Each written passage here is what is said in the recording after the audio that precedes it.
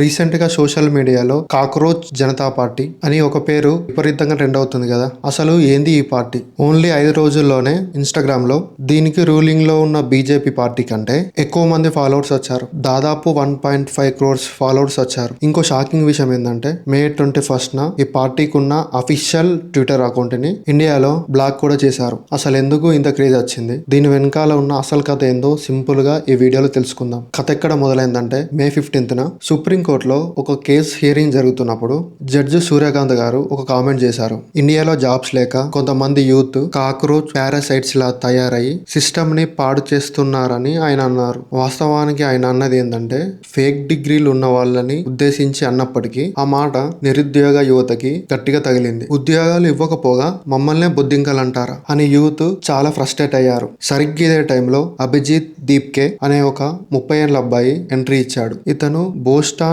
University student. అంతేకాకుండా గతంలో ఆమ్ ఆద్మీ పార్టీకి సోషల్ మీడియా స్ట్రాటజిస్ట్ గా కూడా పనిచేశాడు. జడ్జ్ అన్న ఆ కాక్రోచ్ అనే మాటని ఒక పొలిటికల్ సెటైర్ గా మార్చాలని డిసైడ్ అయ్యి మే 16న ఈ కాక్రోచ్ జనతా పార్టీని స్టార్ట్ చేశాడు. పార్టీ అనౌన్స్ చేయడమే లేట్. ఇన్స్టాగ్రామ్ లో యూత్ అంతా అవును మేమంతా బుద్ధింకలమే అని ఈ పేజ్ ని ఫాలో అవడం స్టార్ట్ చేశారు. ఓన్లీ 5 days లోనే 15 మిలియన్ల ఫాలోవర్స్ ని దాటేశారు. ఇక్కడ విషయం ఏంటంటే ఈ పార్టీలో జాయిన్ అవ్వడానికి కొన్ని రూల్స్ కూడా పెట్టారు. ఫస్ట్ ది ఖచ్చితంగా నిరుద్యోగ అయి ఉండాలి. సెకండ్ ది ఫిజికల్ వర్క్ పరంగా ఫుల్ లేజీ అయి ఉండాలి. థర్డ్ ది కనీసం డైలీ 11 hours ఆన్లైన్ లో గడపాలి. ఫోర్త్ ది దేని మీద అయినా ఆన్లైన్ లో గట్టిగా రచ్చ చేయగలగాలి. ఈ పార్టీ వెబ్సైట్ ఓపెన్ చేసిన 2 రోజుల్లోనే ఇందులో మెంబర్షిప్ కోసం 40,000 మంది రిజిస్ట్రేషన్ చేసుకున్నారు. కానీ నేషనల్ ఇంటర్నేషనల్ మీడియా దీన్ని చాలా సీరియస్ గా చూస్తున్నాయి. ఎందుకంటే ఈ కాక్రోచ్ జనతా పార్టీ జోకులేం వేయట్లేదు. దేశంలో యూత్ ఫేస్ చేస్తున్న ప్రాబ్లమ్స్ ని టార్గెట్ చేసి ఒక 5 points ని సీరియస్ గా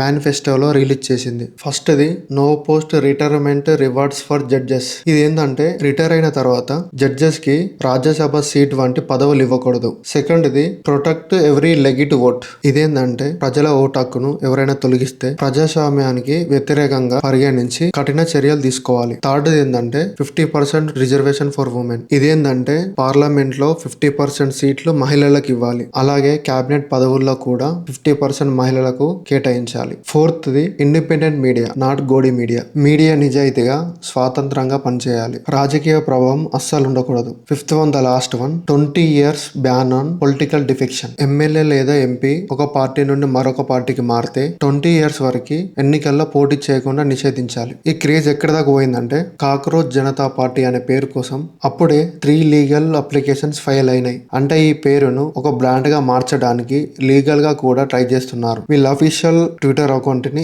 ఇండియాలో బ్లాక్ చేశారు. దీనికి గవర్నమెంట్ ఎందుకు ఇంత భయపడుతుందని క్వశ్చన్ చేస్తున్నారు. కానీ ఈ పార్టీ ఫౌండర్ అయిన అభిజిత్ అస్సలు కూడా తగ్గకుండా అకౌంట్ బ్లాక్ అయిన కొన్ని నిమిషాల్లోనే కాక్రోచ్ ఇస్ బ్యాక్ అనే పేరుతో ఇంకో కొత్త అకౌంట్ కూడా క్రియేట్ చేసిండు. బొద్దింకలు న్యూక్లియర్ అటాక్ జరిగినా చావవు. అట్లాంటిది మీ అకౌంట్ బ్లాకింగ్ కి భయపడతాయా అని పోస్ట్ చేశాడు. అది ఇప్పుడు మళ్ళీ వైరల్ అవుతుంది. ఫైనల్ గా చూస్తే హిస్టరీలో ఎప్పుడైనా సరే యువతలో సిస్టమ్ మీద లేదా నిరుద్యోగం మీద తీవ్రమైన అసంతృప్తి ఉన్నప్పుడు అది ఇలాంటి ఒక సటైరిక్ మూమెంట్ రూపంలో బయటకు వస్తుంది. ఇండియాలో ఈ రేంజ్ లో ఒక పేజ్ డిజిటల్ ప్రొటెస్ట్ గా మారడం ఇదే మొదటిసారి. మరి దీనిపై మీ ఒపీనియన్ ఏంటి?